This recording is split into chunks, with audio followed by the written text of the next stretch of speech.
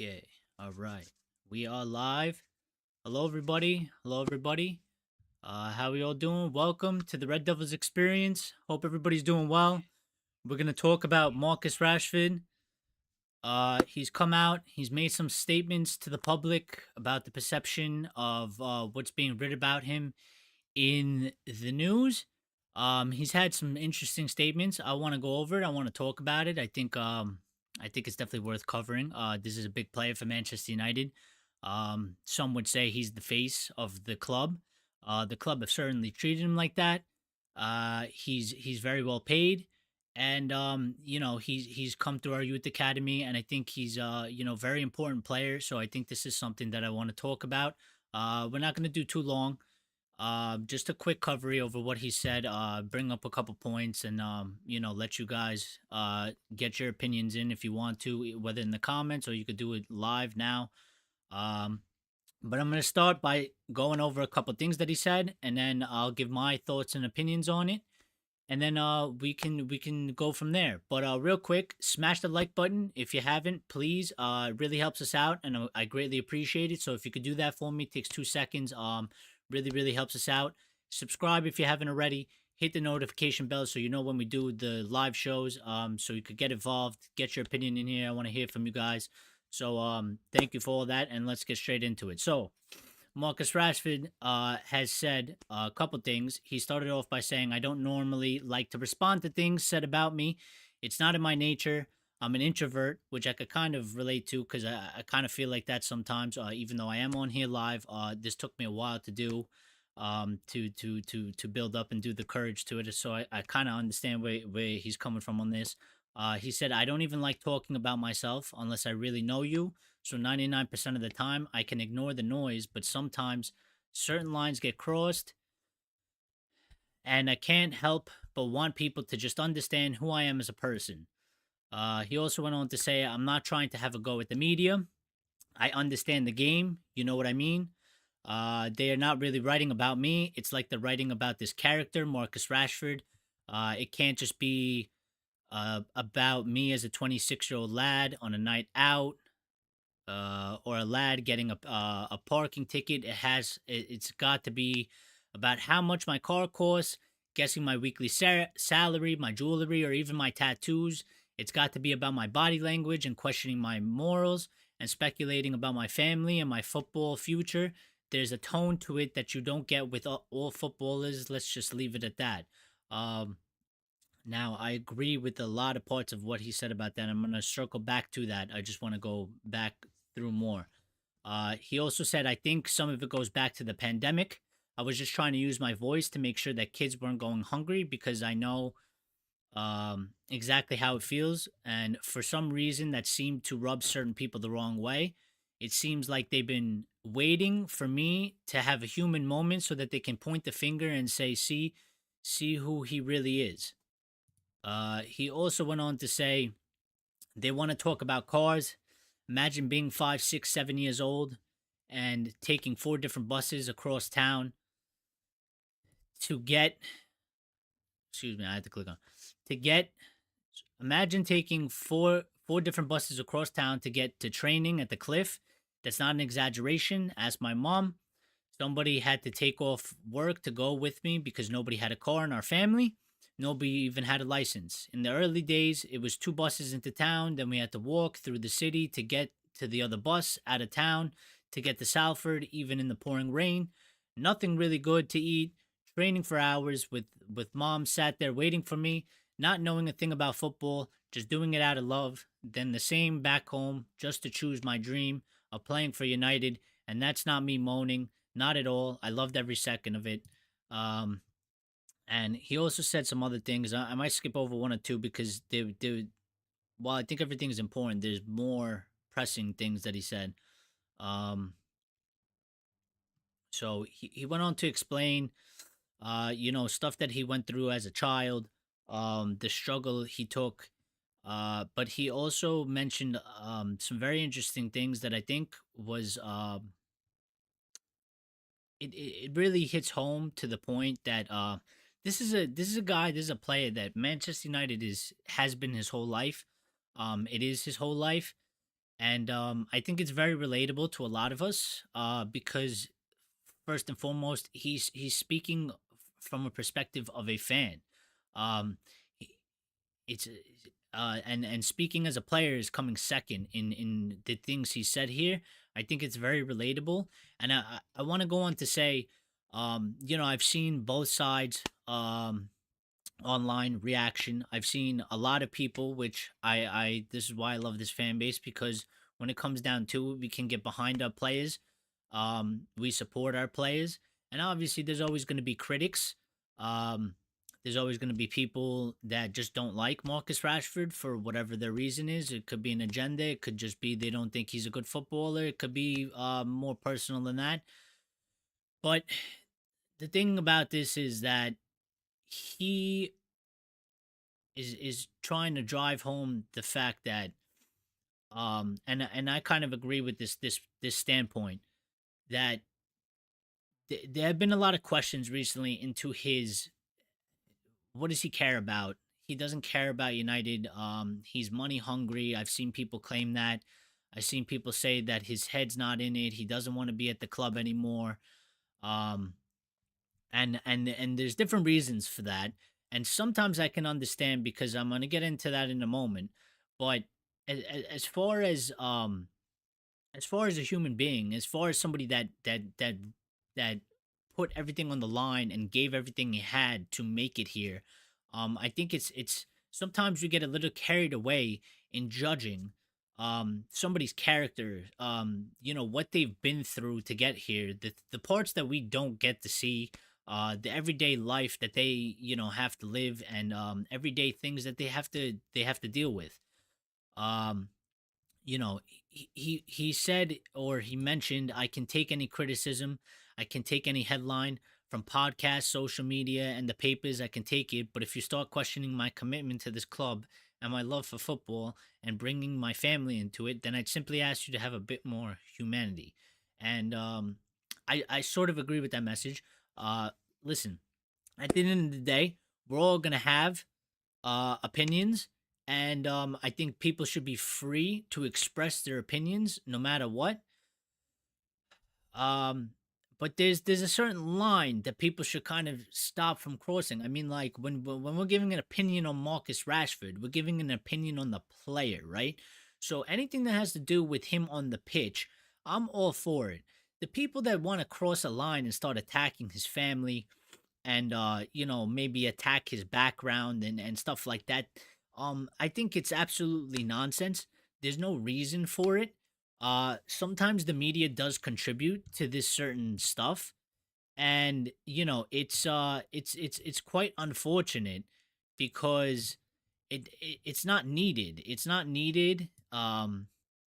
It's unnecessary, it's excessive, it's probably malicious in certain ways to try and get clicks and to try and get interaction, and I see a lot of this, and it's definitely a tactic, and I feel like people need to be more aware when they're on social media.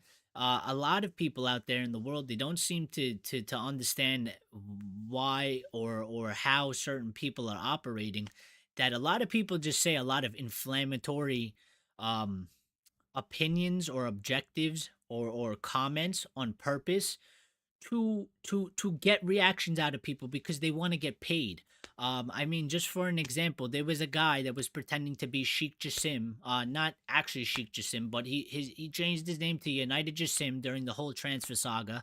And this guy was posting fake news and fake articles and fake everything. Like, he had some inside sources to Sheikh Jassim or Qatar, and it was absolutely ludicrous. He never provided any type of proof.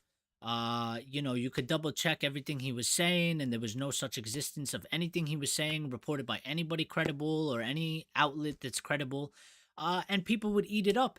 And he was only doing it for the reactions in his comments, because the more views you get, and the more interaction you get, the more views you get, and the more views you get paid by Twitter.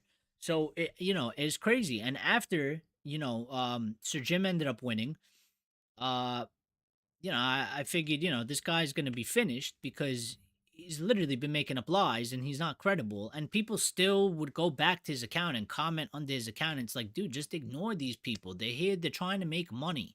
Everything they're doing is trying to make money. They're not trying to be authentic. They're not trying to give you a real opinion or nothing like that. They're just trying to make money and they're using you to do it.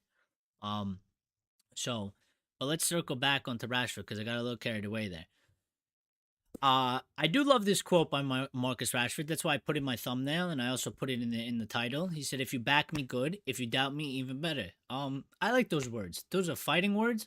Those are words of a warrior. Those are words of somebody that has a strong mentality. Those are words of somebody that um believes in themselves. Right? That's a strong statement to come out there and put out there, and I like that he said that. I like that he's accepting the challenge.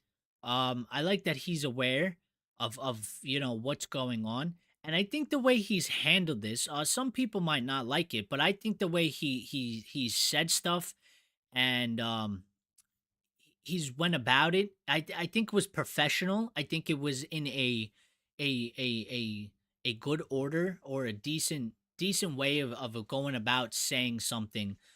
If you want to speak out, I have no problem with players speaking up or speaking out at it, but it has to be in the right context and it has to be at the right time. And it has to be pretty much what Rashford's done. It's well educated. It's thought out. It's personal. Um, Now a lot of people I've seen some people saying, "Oh, this is PR. This is PR." Yeah, no shit. There's this thing that goes on online that I don't understand. People don't understand what PR is. They don't understand the definition of PR. They don't like everything is PR. Everything is PR. Everything about Manchester United is PR. But PR can be positive and PR can be negative. PR can be authentic and PR can be maliciously, almost borderline, blatantly lying if it's not lying. And people don't seem to be able to differentiate this. They just associate PR constantly as a negative thing, as it's like it's always a lie. It's always just to like. I mean, obviously, you're trying to spin a certain perception, but it doesn't mean that it's not truthful. It doesn't mean that it's not necessarily authentic. There's always two sides to a story, and then there's the truth somewhere in the middle.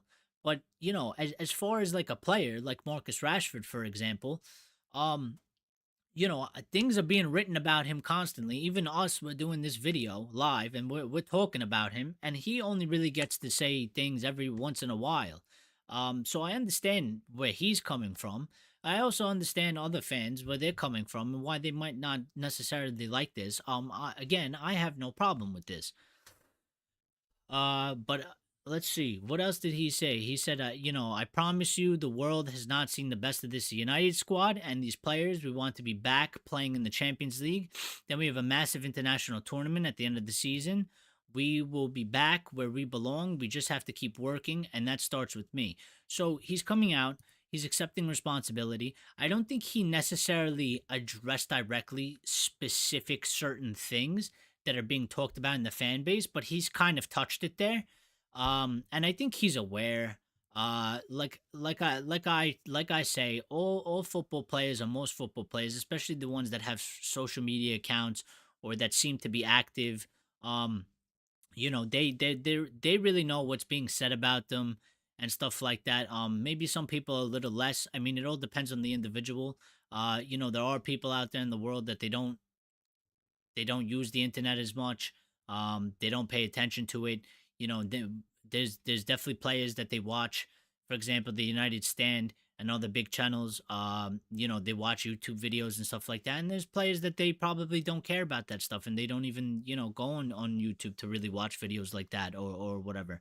So, but my thing is, I guess what it comes down to, the fine the really the final thing about this, because I want to wrap it up.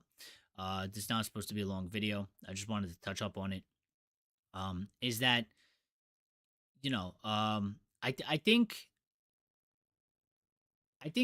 it might be sort of wrong to question if he loves this club or not. Um, I think it's obvious he does. He mentioned a couple times that he had life changing money offers from different clubs, and he's turned it down to stay here. And um, I don't not believe that. I think that's definitely true. He definitely has a brand.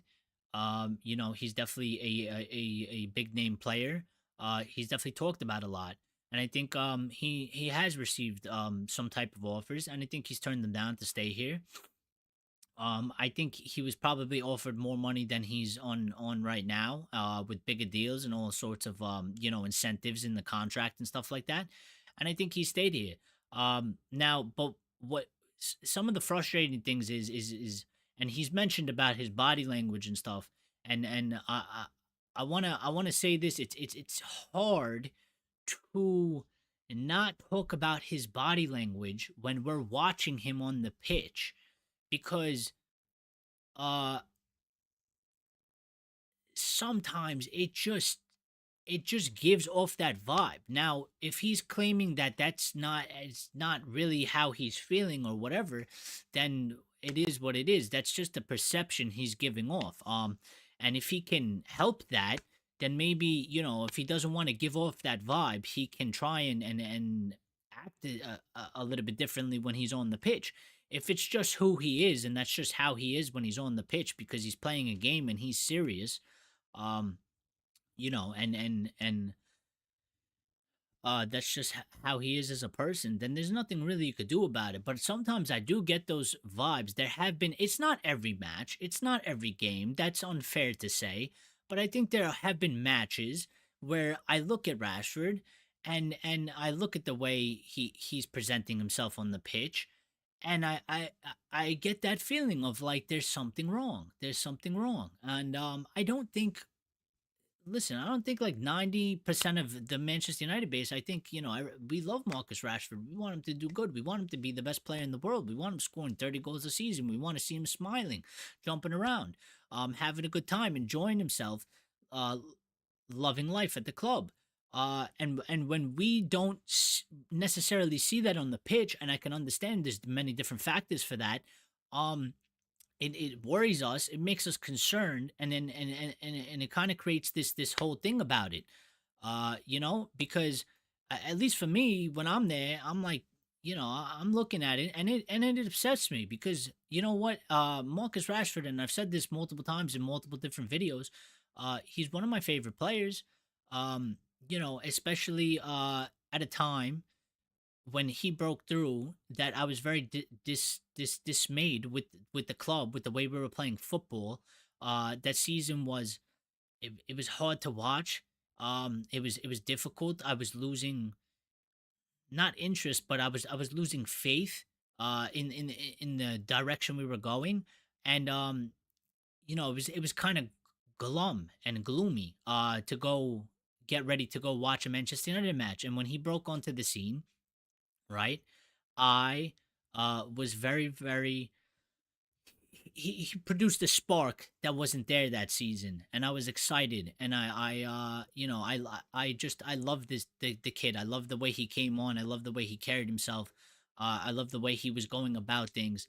And it only took those two matches. I seen something in him, and I knew that he could be a player at this club for sure. And I want to see him succeed, and I hope he does, and I hope he can turn this season around, because you know what, and I think he's admitted it, and he'll say it again. His performances haven't been great this season. The team's performances haven't been great this season, though. So it's not just the Marcus Rashford problem. It's a team problem, and this is a team sport at the end of the day. And I think, uh, you know, I think he could have left, and he chose to stay because this is where he wants to be. So I don't think, I don't think you can question his loyalty to the club. He's here. He could have easily left. He could have easily went somewhere else. Um, and also, not for nothing, it's a tough place to stay. I mean, you're at Manchester United. It's talked about constantly. It's one of the biggest clubs in the world, if not the biggest club in the world. Um, Media, snakes, and people trying to write articles about you, and the English media, not the greatest people in the world. I think even Cristiano Ronaldo and Jose Mourinho would attest to that. Um, and you could go to other parts in the world and get treated probably a little bit more better by the media than the British media. But he stayed here. This is where he lives. These are his people. This is where he grew up, and he wants to stay here, and he wants to succeed, and he wants Manchester United to succeed. And I think, sometimes we get lost in that. We get lost in it, and we start going down this rabbit hole of almost sort of conspiracies. Because we're on the outside looking in, right? And it's okay for fans to give an opinion, but at the end of the day, we have to remember Marcus Rashford is a human being. Marcus Rashford, um, is a person that loves this club, and Marcus Rashford is somebody that grew is a fan of this club. There's not many players that you can say are fans for the teams that they play for. So we have a unique circumstance here, and I think as long as he continues to put an effort on the pitch and continues to show us something, I think it's very important to continue to back him. Listen, at the end of the day, we need him to come good. We need him to succeed. We don't need him to fail. Him failing is bad for him, is bad for the club, is bad for us, is bad for everybody. There's no reason to wish him failing.